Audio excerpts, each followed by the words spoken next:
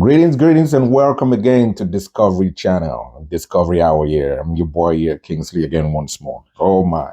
So last week, we started on a new topic called inheritance, and I started sharing some really deep things. And I told you that I was going to bring a part two. And again, I said this thing is still deep. I guarantee you, I don't think I'll be able to exhaust it, but I'm going to do the best I possibly can to bring as much value as possible to you. So here we go. So let's just recap. Last week, I asked the question. The foundational scripture again is Proverbs 13, verse 22. A good man leaves an inheritance to his children's children, not for his children's children. There's a huge difference between the two and the for.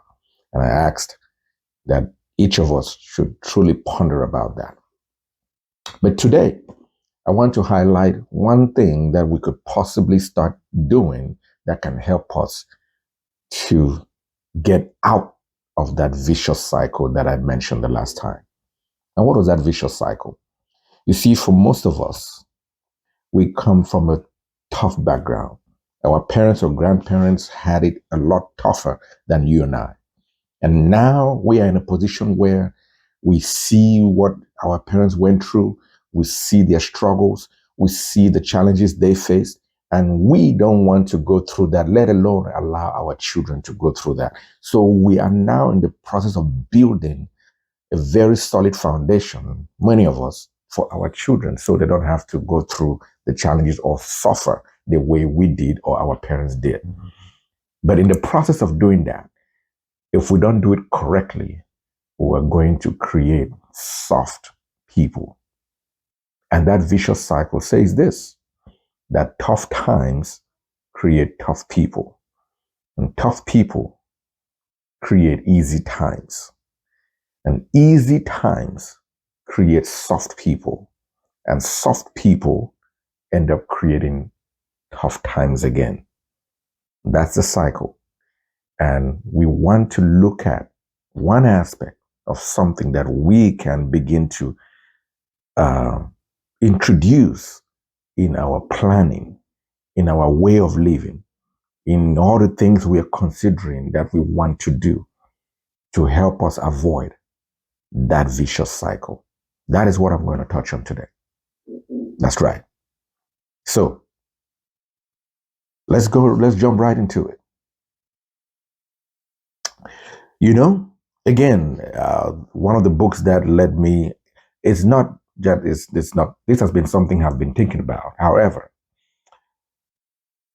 the book Entitlement Abolition really began helping to expand and my mindset and my idea of what inheritance really should be to me. And it's a great resource. A lot of the things he touched on and things like that, you find them in a lot of biblical stories and you name it. So they are tried and tested truths that has just been painted in a way that you and I perhaps can chew, right? Again, if you remember, in Jesus's day, he spoke a lot in parables. Why? Because parables was the simplest way he could communicate to us to be able to understand, to bring it down to our level. Because a parable is a divine truth hidden or wrapped in an earthly concept to help us understand.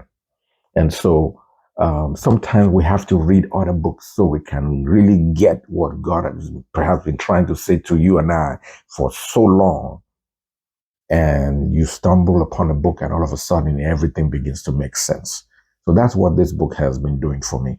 And I hope what I'm sharing is also doing some of that to you as well. But again, do your own research, right? And not only that, figure out what you really want out of this life and what you really want as an outcome for yourself, your family. If you're a man and you're a family man, you have kids, I know, I'm confident you're thinking about some things when it comes to inheritance. Right? You might be on the other extreme. You say, hey, you know what? I'm not going to leave anything for my children.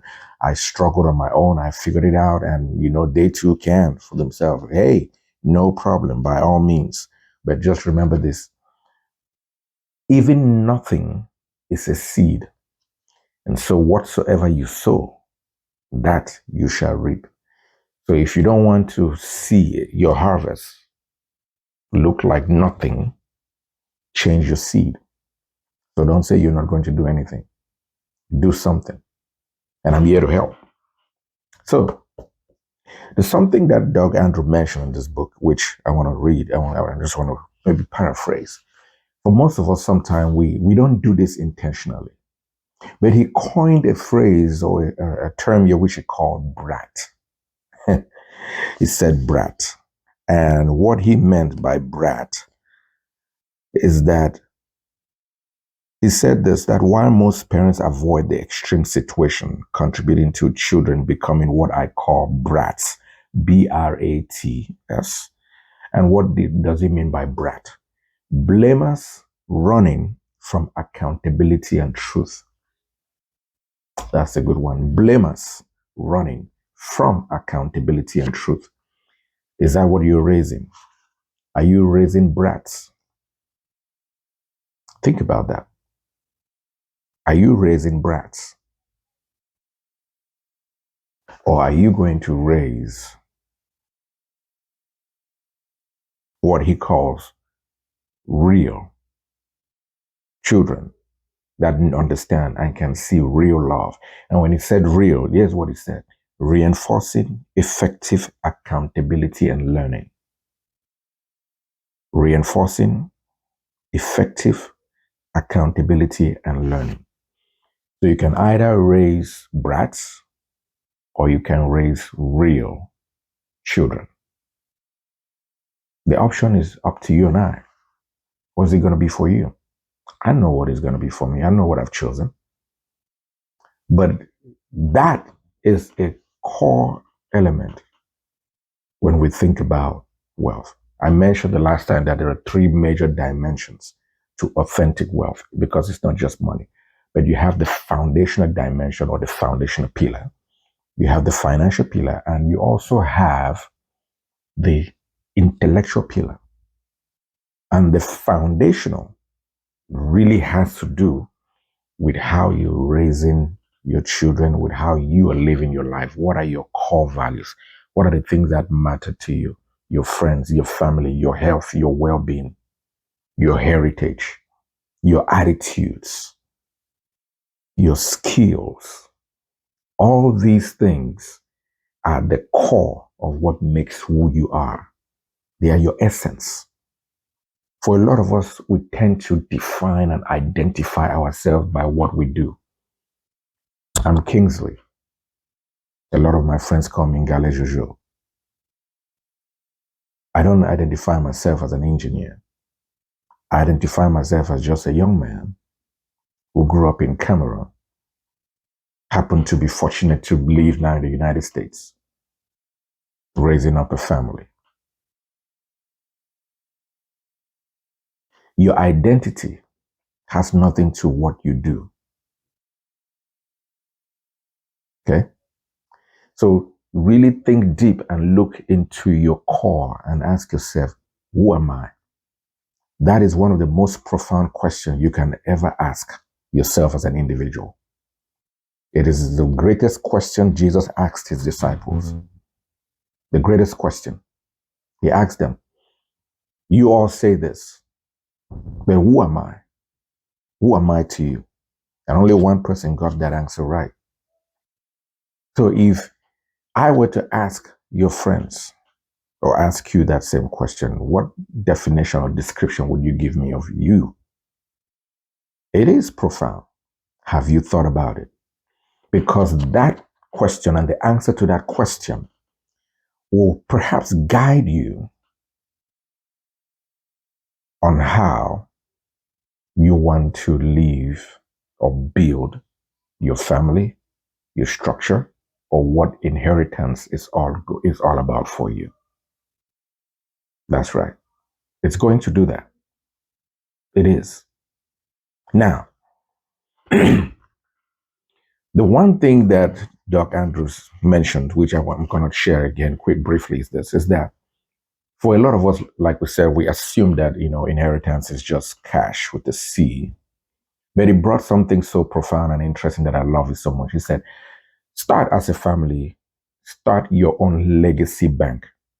But that legacy bank is not just going to involve or require you to deposit cash with a C, but start to deposit cash that starts with the K. And what does this cash with the K stands for? Stands for four things: knowledge, K; attitudes, for A; skills, for S; and habits, for H. If you can begin to deposit in your legacy bank, and what is that legacy bank now? Your children, your family. Create a legacy bank that can capture these elements, the knowledge you have. Think about it. Today we have books, right? Back then there were heliographics. People wrote on stones and you name it. But today we have books. What are you writing? We have computers, we have cell phones, we have so many different apps that we can use to capture images, to capture writings, and you name it. Start capturing those things that are important to you, things that you would like that the next 3 generations could go read someday and say, wow, grandpa or great grandpa once said this, and this is what he meant. These were the things he liked. These were the things he did not like. This was his belief about this topic, about this. Can you begin to write down those things? Your knowledge, the things that you have acquired over the years that you consider valuable, can you document them and have a place to store them? And then your attitudes. Think about your attitudes. What are those attitudes that matter to you, that you have used over time and in your own personal life, and they have resulted to giving you great results, great outcomes? What are those things you have learned about attitudes that you can truly pass them down? Also document them. And skills. Ooh, it's a big one. Skills. Think of what you're trying to do today for your kids, sending them to school, not just to go acquire head knowledge. Focus on helping them to develop skills. There are certain skills that will never be taught in school and they'll never learn it in school, but there will be life skills. Are you able and willing to passing down that to your children? Skills. Skills. Intangible, soft skills, how you deal with people, how you talk to people, how you handle certain things, how you manage your activities. Do you know why I said manage your activities? I didn't say manage your time, because no one can manage time. No one. Only God can manage time, but you and I, we can't. Time is, that's it. Time is. It just flows. It just goes. But you and I get to manage the things we do in time. So you can only manage your activities, not time. That's another topic for another day. But last but not the least, your habits. This one is deep. We can take it in another, it can really go in a rabbit hole, because how do you come about developing habits? Habits start from mindset. What you think creates an emotion. An emotion creates an action. An action creates a behavior. And a behavior creates a habit. So habits come all the way to a way of thinking. What is your way of thinking? What are you instilling in your children? There's a way of thinking that I see now in me that I subconsciously, I didn't know my dad was instilling in me at the time. But that way of thinking now is with me. That is what I'm talking about. What are you going to instill in your children such that when you check out, you can check out confidently, knowing that what you have deposited in your legacy bank will last beyond you. That is one of the ways you can start to change the direction of your ship, called inheritance. For again, a good man leaves an inheritance to his children's children and not for his children's children. My time is up. I never close my broadcast without saying this. With all of you getting, get understanding. Have a great day.